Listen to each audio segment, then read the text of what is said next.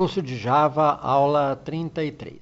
Depois de termos tratado do HTTP Server, agora trataremos do Mail Server, que é bem mais complexo, que envolve envio e recebimento, usando threads. É um assunto complexo, mas eu vou procurar explicar da forma mais simples possível.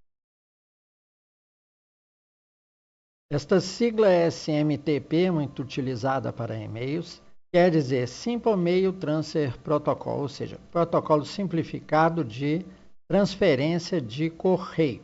Como vai ser a estrutura do serviço SMTP montada aqui para atender esse protocolo? Nós teremos um loop infinito, onde será criado uma conexão para fazer o tratamento do que está acontecendo com aquilo que vem do cliente, tudo atendendo aos conceitos de thread. Porque se não criarmos uma thread para cada cliente que se conecta, o servidor não vai aguentar tendo um único processo. A função em que criamos a conexão também é um loop infinito e vai recebendo os bytes do input stream do socket cliente. Então ele faz basicamente 3 procedimentos. Ele pergunta se a conexão permanece, senão ele dá uma exceção de socket. Ele, se tudo for bem, ele recebe a string que veio desta vez, né, nessa porção de dados que o cliente de e-mail enviou, e testa a mensagem recebida nos códigos, quanto aos códigos padrão do protocolo SMTP. A função em que criamos a conexão também é um loop infinito e vai recebendo os bytes do input stream do socket cliente. Então ele faz basicamente 3 procedimentos. Ele pergunta se a conexão permanece, senão ele dá uma exceção de socket. Ele, se tudo for bem, ele recebe a string que veio desta vez, né, nessa porção de dados que o cliente de e-mail enviou, e testa a mensagem recebida nos códigos, quanto aos códigos padrão do protocolo SMTP. Em um esquema global, nós temos 2 loops infinitos aninhados. O primeiro é disparado quando o cliente faz uma conexão, então o socket dá o seu accept, e o segundo é também um loop infinito que fica recebendo a cadeia de bytes do cliente, né, até que ela acabe com um quit. Bem, então vamos analisar em detalhe ainda teoricamente a função create, que cria uma conexão para cada cliente que se conecta ao socket server aqui, nosso SMTP. Bom, em primeiro lugar, é uma coisa redundante, mas sempre a gente testa. A conexão ainda existe? Ela não caiu não? Porque pode ter um erro de software e o socket caiu. Fazer esse teste. Se ela cair, a gente pergunta, a conexão? Não. Então ele tem que abortar aqui na bolinha da... Depois a gente lê a string que está chegando, chega a todas as horas que ainda há dados na string, tá? O ciclo já está ligado e o cliente ainda está enviando. Então a gente pergunta, é um nulo? Sim. Então a gente termina aqui, dá um break. Depois, é um pontinho? Sim. Então a gente também termina, porque é o fim dos dados. É um quit? Então, a gente vai para o final, porque acabou a transmissão, o cliente vai se desconectar. E também temos data.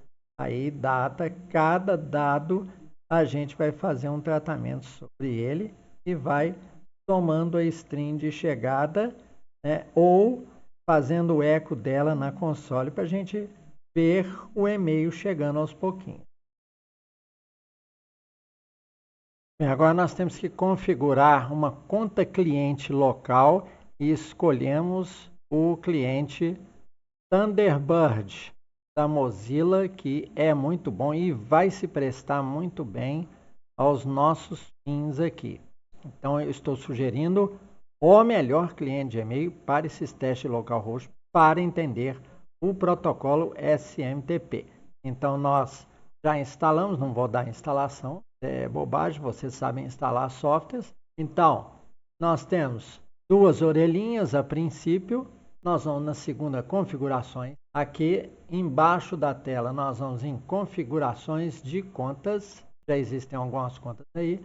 Nós vamos em ações de contas também aqui embaixo da tela e vamos adicionar uma conta de e-mail. Aqui ele dá como default o meu nome, mas nós vamos colocar outro nome aqui, que é convidado, e o endereço dele de e-mail vai ser quest, e para facilitar as coisas, vamos colocar @localhost, ou seja, máquina local. E senha, vocês colocam aí qualquer coisa. Eu vou botar aqui, casa. Vamos continuar. Ele acusa que esse e-mail não está nos caminhos normais de SMTP definido por Windows e nos apresenta esta tela. Então, nós vamos dar aqui as portas default 110 para protocolo IMAP e 25 para o protocolo SMTP, que é o normal. Bem, aqui temos segurança de conexão nenhum e também aqui segurança de conexão nenhum para SMTP. Vamos alterar o método de autenticação aqui. Para nós vai ser senha normal. Ou vocês podem deixar, como a segurança está nenhuma, deixa o detectar automaticamente. Depois na página nós podemos alterar isso. Se a gente faz um teste, é óbvio que ele vai dar e a conta não foi detectada. Então, nós vamos dar aqui configuração avançada, porque ele fala assim, ó, esse diálogo será fechado e será criada uma conta com a configuração atual, mesmo se a configuração estiver incorreta. Nós precisamos de configuração incorreta, porque nós estamos fazendo um serviço local, estamos apontando para o serviço da própria máquina. Então, damos o OK e vamos fazer algumas verificações aqui nesta conta Quest. Então, nós temos aqui um diretório default dele, que ele coloca enorme, appdata, home, você já deve estar acostumado com isso. Nós vamos dar o procurar e vamos apontar para o nosso diretório, onde nós estamos, a nossa pasta onde estamos fazendo nossas scripts Java. Vamos centralizar tudo em uma pastinha aqui que nós sabemos qual que é o local dela. Dentro dela nós temos mails. Tá? Já preparei para isso. Então vamos dar o selecionar a pasta. Aí ele fala, o diretório especificado já está em uso pela conta João Meyer. Escolha outro diretório. Podemos fazer isso. Vamos lá, vamos dar um procurar, aponta. Uma pasta nós vamos dar, ao invés de mails, nós vamos fazer aqui uma pasta chamada Quest, ou convidado. Estou colocando em inglês. Pronto, sem problema. Selecionamos pasta. Ele precisa reiniciar para validar isto. Então, o Thunderbird, ele reinicia, já coloca na orelha configuração de contas, mas isso sempre está disponível aqui em configurações, ó, configurações de contas, se vocês se perderem. Então, nós vamos lá, clicamos em quest@localhost e vamos editar servidor SMTP e vai tratar das configurações para esta conta. Então, aqui nós vamos botar a descrição, é Quest mesmo. O servidor coloca aqui .localhost, vamos ver se vai dar tudo bem. Segurança da conexão, nenhuma. Método de autenticação, sem autenticação, é necessário. Como se vocês estivessem criando programas que fazem conexão com o e-mail, manda mensagens para os clientes e tal. É pouco importante saber de onde veio. Podem até colocar nos sets lá do objeto de e-mail. Conta de origem. Aí você coloca qualquer conta de origem, correto? Então, os dois sets aqui, os dois ajustes dessa conta são segurança da conexão nenhuma e método de autenticação sem autenticação. E vamos dar OK. Aí ele fala, digite o nome do servidor, vai dar. Ele aproveitou o localhost com um pontinho, a gente tira o pontinho e dá o OK. E nós dissemos que ainda íamos voltar em algumas configurações da nossa conta Guest Localhost. Nós vamos aqui em cópias e pastas, migrações de contas. Vamos lá. Ele deixou como default aqui uma pasta no modo server, mas acontece que estamos utilizando, por causa de localhost, pastas locais.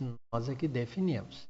Então vamos alterar em todos, tá? Em pasta enviados em pastas locais, pasta arquivamento, pastas locais, pasta rascunho em pastas locais e pastas modelos também, pastas locais. E podemos partir em Guest Localhost e voltar ao nosso envio aqui. E agora, como é o nosso método de ensino, primeiro a gente dispara, ele dali, sem o porta, está ouvindo na porta 25, a porta aqui do protocolo SMTP nesse servidor local.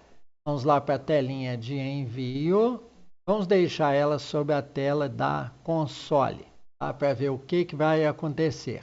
Nas contas de envio, nós temos que colocar a nossa, nós temos certeza que é local, a nossa conta de teste para servidor local. Colocamos o destino, colocamos o assunto e aqui o texto eu dei Ctrl+ para ficar bem grande. Não nos resta mais nada do que enviar. Então, ele envia, tá? E como esse servidor ainda não está no estado da arte, ele dá algumas mensagens, dá alguns problemas de conexão. Ó, ele saiu pela exceção de socket, avisando aqui, ó, na operação send. Uma conexão estabelecida foi anulada pelo software no computador host. Às vezes o socket caiu antes do quit. Então, está aí ele funcionando para vocês verem. Na próxima aula, nós faremos os ajustes para esse servidor ficar no estado da arte, tá? Mas obtivemos êxito porque ele fechou a janelinha de envio. Ele chegou até o final da operação. Então, vamos ver aqui as pastas locais, enviados. Vocês têm aqui, vamos ver se o nosso último e-mail foi agora 20/12. Ele está na pasta enviados. Aí, beleza, tudo correu bem. Então, agora nós vamos explicar o código para vocês. Lembrando que o afinamento dele e a gravação mesmo na pasta de arquivos lá de e-mails enviados, os TXTs, que é a pasta Guest que nós conferimos, vai ter o e-mail aqui gravado independente. Nós precisamos verificar aqui na conta o ajuste de Guest Localhost. Ó, como que vão ser criados os e-mails. Já está em pasta local. Nós precisamos ver em configurações do servidor a forma de gravação de cada e-mail. Ó, veja, está aqui o endereço Guest e o tipo de armazenamento. Tá, um arquivo por pasta. Está bem invisível aqui. Então, tudo lá dentro está funcionando bem. Mas nós é que temos que fazer o armazenamento em um .txt para ficar na caixa de entrada. Porque aqui, sente esse arquivo MSF, vocês vão ver, ele tem um formato complexo. Ó, vejam, ele tem aqui mensagens do sistema, estruturas do sistema, de como ele mandou o conteúdo. Tá? Nós temos vários aqui. Então, nós vamos fazer com que venha aqui um TXT bonitinho, separado para cada e-mail enviado. TXT claro, onde a gente veja este conteúdo aqui. Nós é que vamos fazer essa operação. Como são muitas as partes aqui para a gente explicar, vamos dar o primeiro esquemão. Nós temos a parte de cima que inicializa aqui no nosso servidor. Nós temos uma definição de tempo de sleep da thread. Depois nós temos um while true de aceitação de cada pedido ao socket servidor. inicia cada pedido dentro de um contexto de thread. Depois nós temos a função createCon, que trata de cada uma das requisições feitas ao socket servidor por cada um dos clientes e chama read e send. Então, depois nós vamos detalhar as funções read e send. Esta aqui pode ser uma aula um pouco comprida, tá? Então, vocês vão ter que ter paciência. Então, vamos procurar ser os mais esquemáticos possíveis, porque o código todo vai estar no GitHub, fonte deste programa aqui. Eu procurei fazer o menor fonte, mas ele está com 104 linhas por causa dos comentários e porque o protocolo SMTP, o mínimo dele é um tanto de coisa. Definição da porta, definição do server, o set reuse para evitar erros de bind, sempre usem isso. A gente emite a mensagem, né? Listen on port e tal, e em seguida fazemos uma espera para thread de 15 segundos. Definimos o tempo padrão dela de 15 segundos de espera. É sempre bom definir alguma coisa. Vocês podem reduzir para 10, né, mas não 5, tá? Fiquem no máximo 10 segundos. E aí tem o loop, vamos mostrar o contexto do loop aqui, ó. Toda esta parte aqui, que é o loop de quê? De tratamento, né, de cada conexão, de cada pedido de cliente. Até que não é muito grande, porque tem muito comentário. Então, o server socket já está definido. Então, ele espera um accept deste socket. Vejam a combinação do accept com thread. Uma vez que seja aceito, isso aqui é como se fosse também um loop infinito esperando conexões. A programação às vezes dá uma ideia errada. Ah, ele vai fazer essa linha e vai seguindo. Não. Essa aqui parece uma definição de variável, mas aqui tem um loop intrínseco. Lá dentro do assembler é um loop com in, né? Ele espera alguma coisa em uma das portas. Quando é criada uma conexão, quando alguém se conecta a esse server socket pela porta 25, aí sim o código tem andamento. Então, imediatamente eu gero o quê? Um pedido aqui de thread, tá?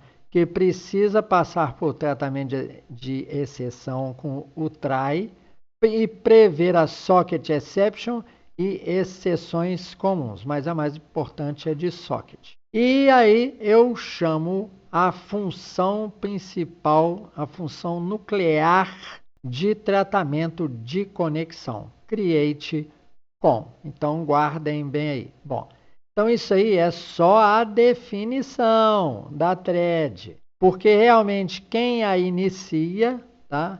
Eu guardo aqui conteúdo dela em toString, só para ver número, ver uns parâmetros dela, depois nós vamos mostrar aqui.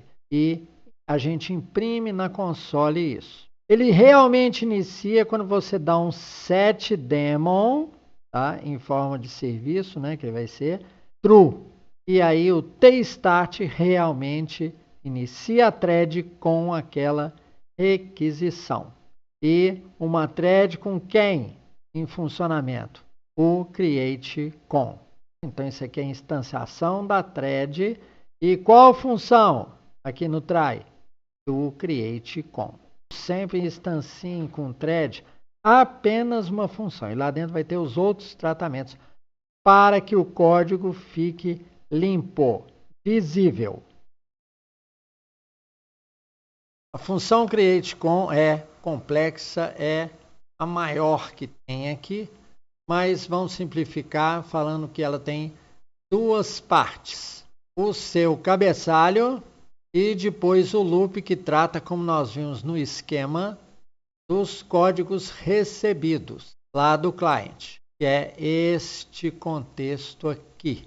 Tem aqueles testes de quit, de data, de ponto, de vazio, etc. Então vamos tratar aqui do cabeçalho. Ele define, né, para o socket a input string dele e a output string. recebe a definição, vimos já, a gente já tem visto aqui, lista de Java, desde que nós falamos de sockets, as strings, né? Então tem input string, output string, e são bufferizadas, cada uma do seu jeito. Um buffered reader e outra com buffered writer. Porque um socket, ele define uma string de entrada e uma string de saída. Então, logo que uma conexão começa, o servidor deve enviar pelo comando send, veremos em detalhes posteriormente, o 220, espaço, nome do server, espaço, nome do protocolo. E aí nós vamos começar o loop. Bem, a parte loop tem exatamente aqueles itens que nós demos no esquema aqui na aula. Mas vamos detalhar aqui no código, na linguagem Java. Bem, primeiro, nós vamos fazer a ampliação e vamos percorrer cada um ampliado, tá? Teste se a conexão caiu, se ela foi fechada. Então, pega a variável que veio lá, ó, socket connection, e testa. Connection is closed. Se tiver break, ele sai fora lá embaixo pelo final do loop while, aproximadamente aqui. Vamos marcar, ó, com fim do while, Depois, segundo teste. Não. Aí, se a conexão não está fechada, estamos prontos para receber. Você não pode fazer read, que é uma função, não é nenhum comando, não vai chamar comandos do socket. Você vai pegar o input string. Então, rasteia envios do cliente, dá um read e coloca o resultado aqui em read. Aí ele começa a fazer os testes. É nulo? Se for nulo, sai lá embaixo pelo final do while. É ponto? O ponto significa fim dos dados. Se for, coloca uma mensagem na console end of data e envia pelo SMTP uma mensagem 250 para o cliente falando está tudo ok, ó. Pelo out, significa que vai chegar no cliente. Depois ele pergunta se veio um quit. A gente coloca na console quit found e tem que enviar pelo output socket server um código 221. E aí esse aqui é diferente. O break dele é um desvio aqui para loop data. Ele volta aqui em cima para o while. Ele não utiliza continue. Bem, depois vem recebimento de data. Se ele recebe data, significa que está vindo dados. E aí ele envia para o cliente esse código assim, ó, endata with crlf, pontinho crlf. Se não, então estão chegando dados. Ele envia aqui pelo out do socket um 250, ok. Como se falasse assim, ó, continua enviando. Por quê? Não teve o quit ainda para mandar sair. E não houve um end of data. Então, esse aqui é o conteúdo do loop. Agora teremos que explicar as funções read e send. As funções send e read são muito simples. Read recebe ali o pointer do buffered reader e faz o seguinte, ele tenta dar um read line. Se a resposta não for igual a um vazio, ele imprime a resposta com um labelzinho à esquerda, né, REC-V e um sinal de tabulação. E retorna com esse reply, esse em formato string, né, aquilo que foi lido da string de entrada, não o comando. Senão, se houver um timeout de socket, ele imprime na console server timeout. Agora veremos a função send, também simples. Ele tenta enviar a mensagem que for recebida aqui pelo buffer de saída, que é esse pointer daqui. tá? Ambos fornecidos nos parâmetros de send. Send tem 2 parâmetros. Se a mensagem não for igual a OK, se não fica dando toda hora, ela é repetida, toda hora o servidor precisa falar para o cliente OK. Então não precisamos toda hora ver essa mensagem não. Então ele coloca um labelzinho, né, na console, send, dá um sinal de tabulação e imprime qual foi a mensagem enviada. Aqui no send, vocês viram aparecendo algumas vezes esse send aqui entre 2 asteriscos. Por quê? Porque às vezes ocorria uma exceção de socket. Socket dava uma piscadinha. E isso vai acontecer no servidor quanto mais requisições houverem. Às vezes ele não consegue enviar o pacote, o protocolo TCP/IP, que é o responsável, né, por enviar pacotes dos outros protocolos, ele vai emitir essa mensagem por causa de uma exceção de socket. Senão, vai sair normalmente pela função e enviar lá para o cliente o código correto, o comando correto. Então, esse é, em resumo, né, todo o funcionamento de cada uma das funções deste nosso protótipo mínimo de server. Vejam, apenas 121 linhas com muitas linhas de comentário. Bem, a finalidade desta aula não foi apenas dar uma fonte de um e-mail server para vocês terem seus testes, não. A finalidade dessa aula também foi para que vocês compreendessem o protocolo SMTP e compreendessem também que agora vocês têm tipos de programas com a internet que tem que ficar monitorando entradas e saídas, produzindo equilíbrio e sincronizando os eventos para nada dar errado. Muito obrigado por sua paciência e atenção. Esse é o final da aula 33.